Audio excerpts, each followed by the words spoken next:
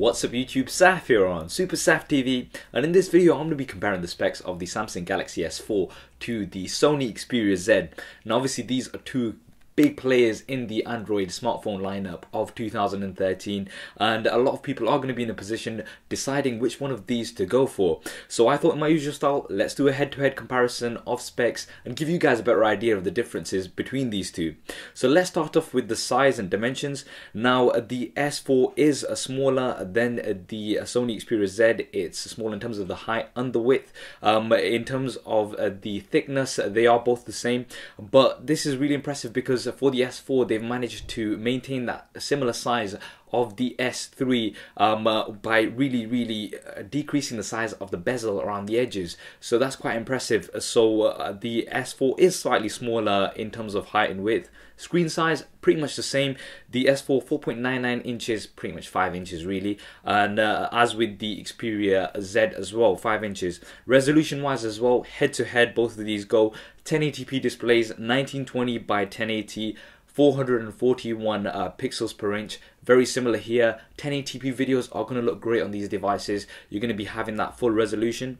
Weight, the S4 130 grams, the Sony Xperia Z 146 grams. So the S4 again a lighter phone as well, so a little bit more compacted than the Xperia Z. However, the build, the S4 polycarbonate casing. Now this is something that a lot of people are sort of disappointed about, is because of that sort of plasticky feel. It doesn't feel too premium. The Xperia Z has the Gorilla Glass on both sides, and it's anti-shatter durable glass, so you've got water resistance and dust proof. Now this is a unique selling point of the Xperia Z, something not other premium smartphones have. You can, like, you've seen the adverts where they're just literally putting water over it, and you know the amount of times people have accidents where they drop water over the device or drop it into some water. Like, this is going to be really expensive, especially considering the amount of money that you're going to be spending on these devices. Looking inside, what's inside these devices, the processor, the S4 has an Exynos 5 octa-core processor. That's 8 cores, 4 at 1.6 GHz Cortex A15, and another 4 at 1.2 GHz Cortex A7. So they've got 4 larger cores and 4 smaller cores. The smaller ones are going to be for general use. The 4 larger ones are going to kick in for more intensive tasks. That's the international variant. I believe there's going to be another one as well, which is going to be a quad-core 1.9 GHz crate. So comparing that to the Xperia Z has a quad-core 1.5 GHz crate processor. So obviously the S4 does have an advantage here. Benchmarks will obviously tell us how much of an advantage, but the octa-core, I'm very impressed that they've managed to get 8 cores on a phone. Very impressive. Internal memory, the S4 16, 32 and 64 GB versions. The Xperia Z, you've only got the 16 GB version, so you're sort of stuck with the one version there. However, both do have expandable storage. The S4 up to 64 GB micro SD. The Xperia Z, they advertise it as 32 GB expandable storage. However, I have been told that you can get it up to 64 megabyte cards.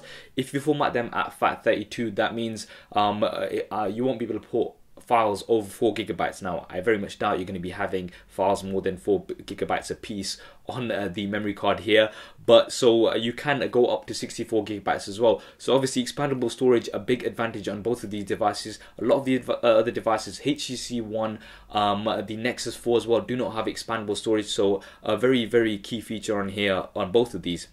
RAM wise, both have 2 GB of RAM. RAM obviously very important when it comes to things like multitasking. Both 2 GB, pretty standard these days. Camera, the S4 has 13 megapixels.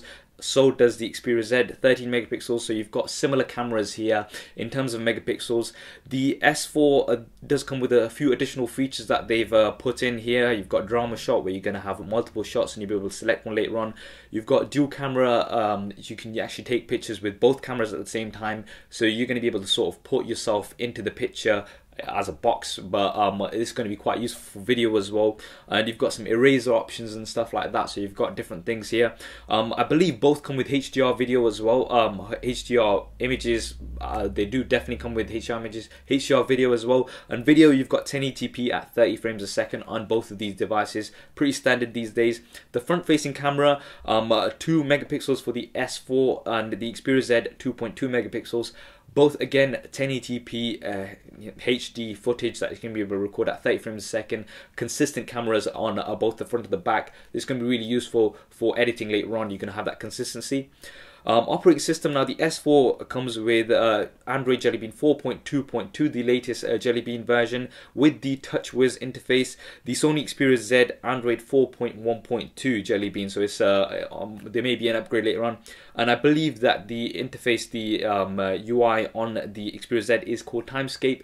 Apparently this is not as intrusive as the TouchWiz interface, but the TouchWiz interface does come with a lot of additional features. Now, some of the features that they've been talking about, you've got smart scroll. You can scroll down, you know, when you reach to the end, it does eye tracking, and you can also tilt the device. Smart pause, where you look away from the device if it's if you're watching a video, and it will pause it. You've got air gestures as well, which is really useful, so you can sort of hover over the S4 and it's going to give you expandable menus, etc. So another very useful feature. And they've also got things like the infrared sensors as well, so infrared LED, so you're going to be able to use it as a remote as well. So another few useful features here. In terms of battery, the S4 has a lithium ion 2600 milliamp battery. The Sony Xperia Z lithium ion 2330 milliamp battery. Now the key thing to note here is that the S4 is a removable battery, the Xperia Z is non-removable, so you are not going to be able to get a spare battery or anything for the Xperia Z. The S4 has a slightly larger battery. Performance wise, obviously that would have to be seen hands-on. Price wise, both are going to be quite similar. You're going to be looking at around £500 to £550 in the UK, and around about $700 in the US, and that's the sort of pricing. So you got that premium pricing there.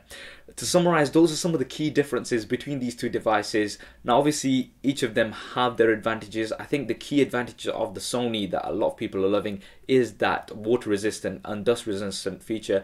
The S4 on the other hand is a little bit more compact. Yes, it's got that sort of plasticky look to it, which a lot of people are not happy about, and it looks the same as the S3 as well, so that's another disadvantage there. But it's got some of these new features and these new sensors that they've been talking about, temperature sensors and the infrared, so you've got like hover, things that we've not seen much on other devices, as well as the octa-core processor. So, you know, it's a very, you know, tough decision, no doubt, but both of these devices have their advantages. I mean, which one would you go for? What are your views on these devices? Would you go for the S4 or would you go for the Xperia Z? Do drop me a comment below and let me know your thoughts. And obviously, if I do get hold of the S4, a full review will be coming up on the channel in the usual style. Hope you enjoyed this video and found it useful. If you did, please do hit that thumbs up button. It really does help me out. And why not subscribe to the channel? I've got plenty more videos coming up on here. Hit this subscribe button right here. Thanks for watching. This is Saf on Super Saf TV, and I'll see you next time.